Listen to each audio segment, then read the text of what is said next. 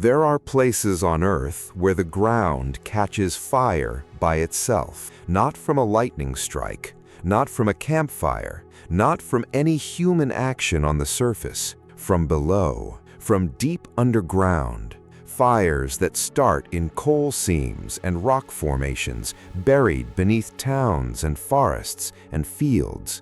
And once they start, they almost never stop. One of them has been burning under a Pennsylvania town for over 60 years. The town is essentially gone now. The streets are empty. The houses were demolished. The ground cracks and steams. And the fire is still burning right now underneath what used to be a community of 1,000 people, because nobody has ever found a way to put it out. Another underground fire in Australia has been burning continuously for approximately 6,000 years, before the Egyptian pyramids were built, before most of recorded human history. A mountain has been slowly burning from the inside for 6 millennia, and it shows no sign of stopping. And these are not the only ones. There are underground coal fires burning on every continent except Antarctica. Some estimates suggest there are thousands of them worldwide. Some have been burning for centuries. Some are the size of entire mountain ranges, and most people have never heard of them. This is the story of fire you can't see and can't stop. Stay with me, because this gets darker in ways that nobody expects.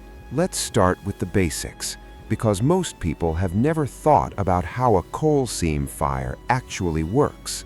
Coal is carbon, compressed ancient carbon, the remains of forests and plant life buried and transformed over hundreds of millions of years. And carbon burns. That's what it does.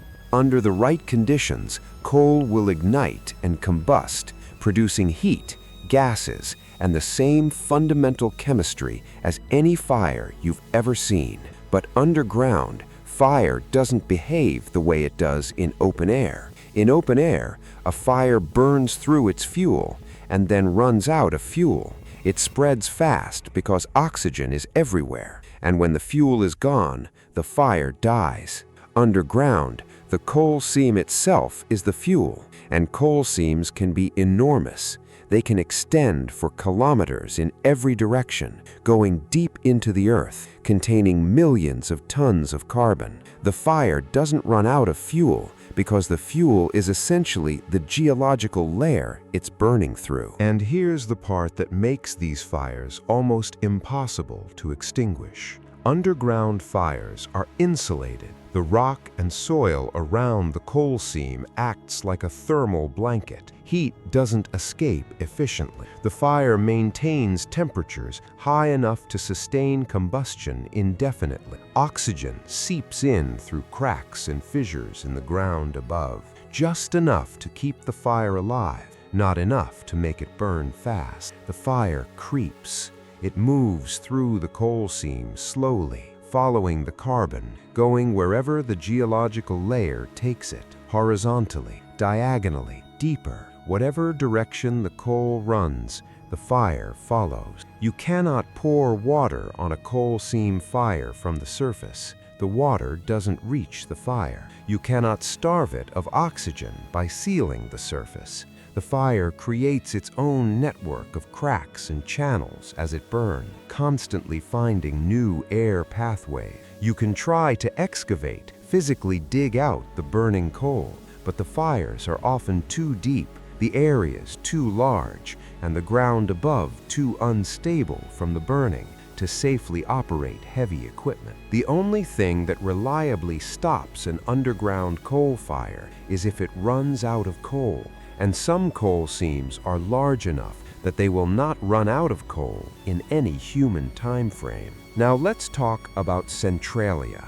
because Centralia, Pennsylvania, is the most documented, most studied, most famous coal seam fire in the world, and the story of what happened there is one of the strangest slow-motion disasters in American history. Centralia is a borough in Columbia County, Pennsylvania, in the anthracite coal region of the United States. In the early 1960s, it was a small, functioning mining town with a population of around 1,000 people. Coal had been mined in the region for a century. The town had churches, schools, houses, businesses, normal American small-town life. In May 1962, the Centralia Town Council hired a group of workers to clean up the municipal landfill, which was located in an abandoned strip mine pit at the edge of town. The standard practice at the time was to burn the landfill garbage to reduce its volume, a controlled burn, managed, routine. The fire was lit, but something went wrong. The landfill, it turned out, was connected through old mine tunnels and passages to an underground coal seam that ran beneath the town. The fire didn't stay contained to the garbage. It spread into the tunnels, and from the tunnels, it found the coal. By the time anyone understood what had happened, the fire was underground. Several attempts were made to extinguish it in the months and years that followed. Water was pumped in, trenches were dug, different sections of the mine tunnel network were excavated and filled. Nothing worked. The fire was moving through the coal seam, going deeper, spreading wider, and producing gases, primarily carbon monoxide and carbon dioxide, that were beginning to seep up through the ground into the town above. For years, most of Centralia's residents didn't know the full extent of what was happening beneath their feet. There were complaints about strange smells. Some roads would develop unusual warmth. In winter, certain areas of ground never accumulated snow because the heat from below kept it melting. But the fire was invisible. The ground looked normal. Life went on. Then, in February 1981, something happened that made it impossible to ignore. A 12-year-old boy named Todd Domboski was walking across his grandmother's backyard when the ground suddenly collapsed beneath him. A sinkhole opened up, 4 feet wide, nearly 150 feet deep, and he fell in. He managed to grab a tree root and hold on while his cousin pulled him out. When investigators went to examine the sinkhole, they measured the carbon monoxide levels inside. They were lethal. If Todd had fallen to the bottom, or if anyone had gone in after him without respiratory protection, they would have died within minutes. The government's response came quickly after that. Pennsylvania state officials began offering buyouts to Centralia residents, compensation to sell their homes and relocate. The federal government eventually appropriated funds. Over the next several years, most of the town's population accepted the offers and left. The houses were demolished. The streets were left in place, but closed. The fire continued burning. By 1992, the population of Centralia had fallen from roughly 1,000 people to about 15. The Pennsylvania government officially condemned all the properties in the borough. In 2002, the zip code was revoked.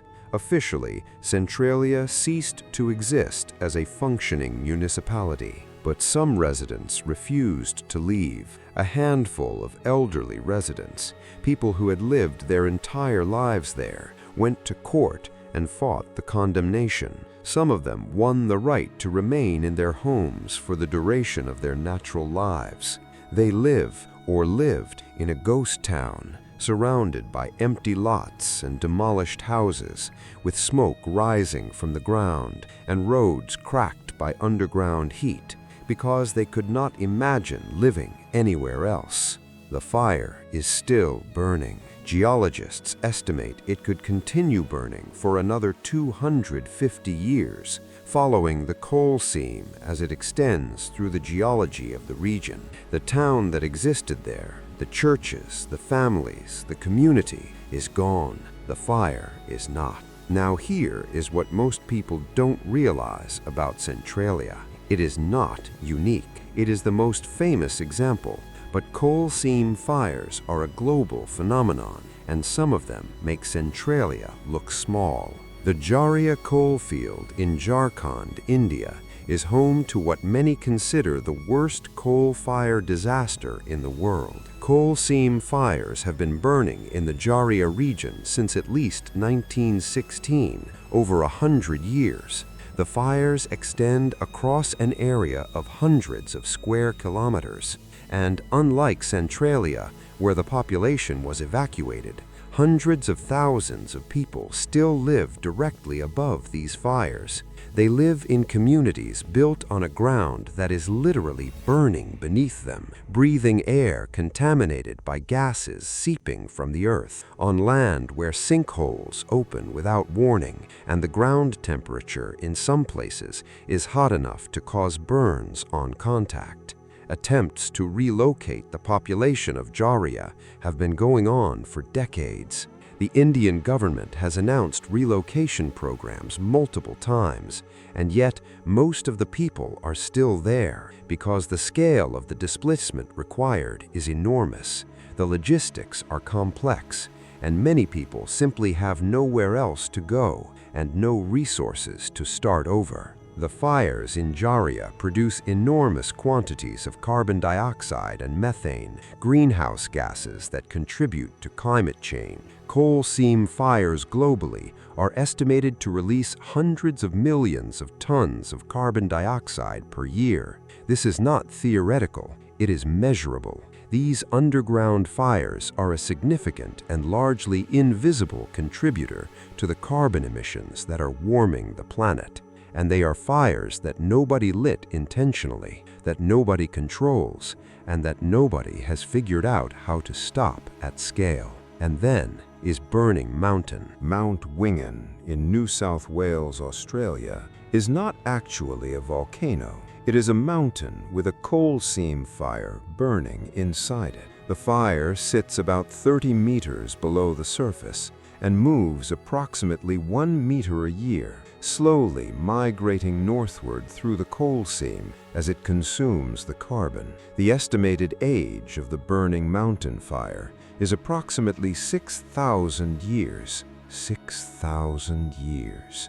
This fire was burning when the first cities were being built in Mesopotamia, when Stonehenge was being constructed, when humans were still in the early stages of developing written language, and it's still burning now. The surface above the fire shows visible signs. The ground subsides slightly. The vegetation changes, and in weather conditions, a faint smell of sulfur is detectable.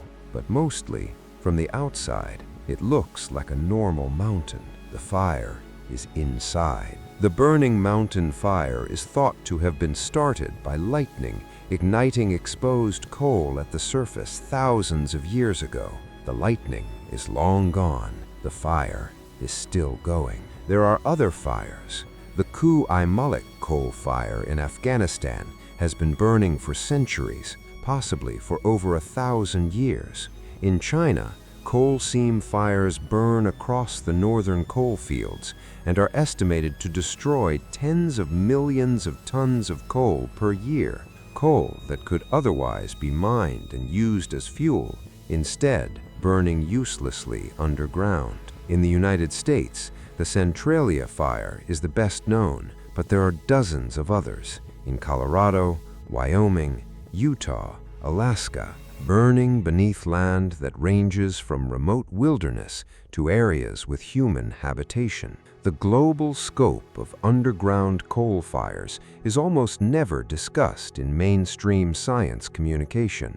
It doesn't fit neatly into any single news story. The fires aren't dramatic in the way that a wildfire or a volcanic eruption is dramatic. They are slow. They are invisible. They produce their effects over years and decades, not minutes and hours. But their effects are real. Land subsidence, ground collapse, gas seeping into homes and basements, contamination of soil and groundwater, destruction of entire communities over timescales long enough that the cause and the effect feel disconnected, that people forget what started it and just experience the ongoing consequence. And the consequence of the Centralia fire is a town that no longer exists, a community that was dissolved, one buyout at a time, by a fire that started in a landfill and found its way into a coal seam and never stopped. The ground there still steams, cracks still vent hot gases, the old roads are still visible under the weeds, going nowhere. And 60-some years after a crew of workers lit a fire in a municipal dump on a spring afternoon in 1962, that fire is still burning underground. Right now, as you watch this, some fires, once started, just don't stop.